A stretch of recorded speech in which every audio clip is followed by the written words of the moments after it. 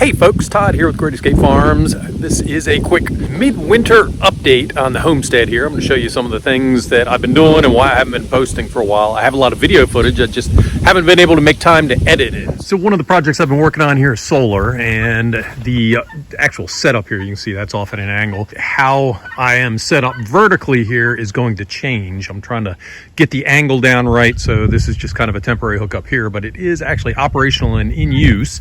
So I come from the solar here over to this combiner, and then I go into what we call the lean-to over there, and I'll show you that in a sec. The guineas are in here because we have a hawk that wants to eat them, so I'm trying to figure out what to do with that. One of the things I put up was some scarecrows over there, and that doesn't really seem to be helping too much. So it's still working on that one. You'll notice there is a fence here now. This used to just be an open field. So this is part of the area where we keep the chickens. So they have access all the way across here. And I did some planting for them and for me. So we have European and American elderberry in here, as well as mulberry. So I can harvest that, and anything drops on the ground, I'll just leave on the ground and the chickens can have it. This is the other half of the solar right here. So inside of the cooler there, I have a 100 amp hour battery, and it is up and operational. Everything is good here, and it is running our air compressor to keep water moving in the chicken area. So it has worked all the way down to below 0 temperatures for us. So you see here we have beds. There's actually 7 of them, so I have 5 of them covered in hay. This one I planted onions in about 2 weeks ago, so it's fully planted with onions. And these right here are just overwintering some plants, and then we will be planting into them in the spring. So once I pull these out, I'll go ahead and level it off. We'll put some straw on top, and let's see, I plan on doing Jerusalem artichoke, asparagus, and I have another perennial, can't remember what it is, and then a couple annual beds, and I'm also going to be growing my chicken feed next year. So I'm going to do a couple beds with chicken feed on it. So these are on contour. It's even with the lower part of the swale down there. So I have areas in between. I am able to separate and mow in between because Jerusalem artichoke can get kind of crazy on us. It can get away from us if we don't control it real good. So hopefully I have a good control mechanism, kind of an experiment here.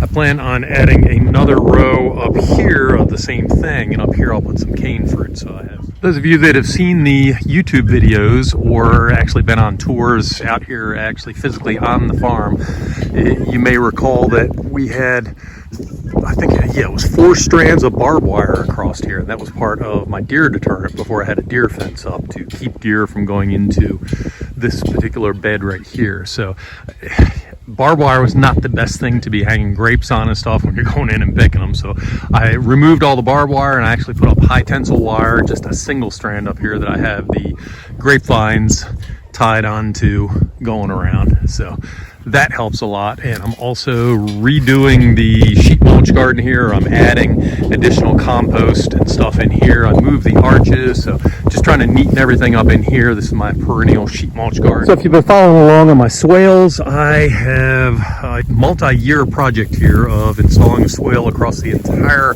landscape here, and this was actually phase 2. Phase 1 was back by the garage, we'll see in a minute, but phase 2 was put in, and it came up to right about here where you can see the different color of mulch. Well, late fall I extended and I connected the two together. I actually have a pathway here because I need the pathway to bring chicken stuff and do a number of things. So I actually have 2 4-inch landscape pipes that are going under the landscape here on this path, and this is continuation of the swale, and everything was planted into in the fall.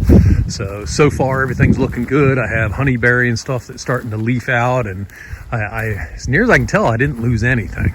So this area up here where you can see the grass, that is another area that is a path to get back to the nursery where we sell the plants, and also back to the other area where we make compost and stuff. So again, it's covered up with leaves right now, but I have 2 additional pipes in here under these leaves. You can see them right there. So and everything is level. When I emptied the rainwater harvest system, I took videos of the water going across the landscape here, so I'll be posting that here in the next couple of months as well.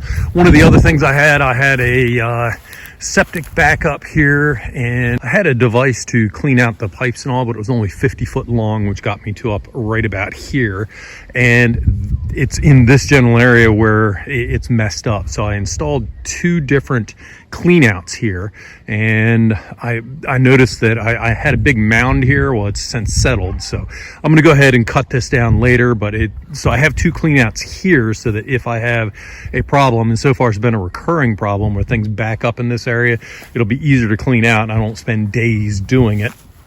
And one other thing, if you were following along last year, the water hydrant here is leaking very badly. So before I disconnected the backhoe, I went ahead and I dug the hole here. So I'll get down with a shovel and I'll hand shovel and dig this out and hopefully repair this in the next week or two.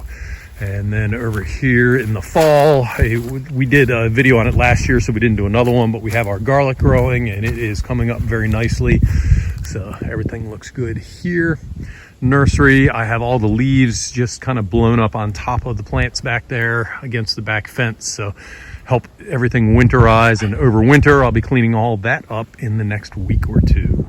And this is where most of my winter has been working, right in here.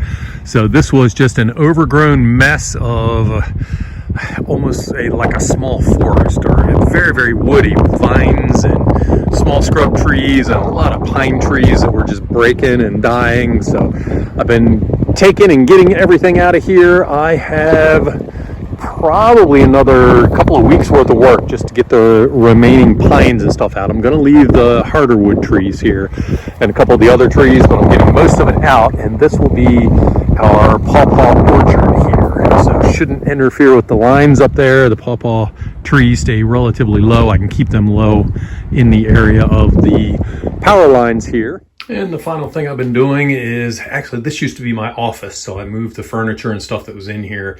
We're storing the files in another part of the building now, and this is going to be our dedicated plant room. So we're pretty much going to have stuff going in here year round, even when it's nice outside, just to control bugs and stuff like that. And I am setting it up so I can get 4 trays per shelf and multiple shelves here, and I'm actually setting up another one of these light and roll around racks in another room, and I'm going to do a separate video on that. And now it's time for me to move on to my next video, which is setting up this rack, installing the grow lights with the chain up here, and getting some more plants ready for the springtime. So thank you for tuning in. Thanks for hanging out with me and seeing what I've been up to. Look for a lot more videos of almost everything I talked about. Like I say, I have a lot of video footage of everything. I just haven't had time to edit it, so it will be coming out shortly. Thanks for hanging with me, and I hope you have a wonderful day.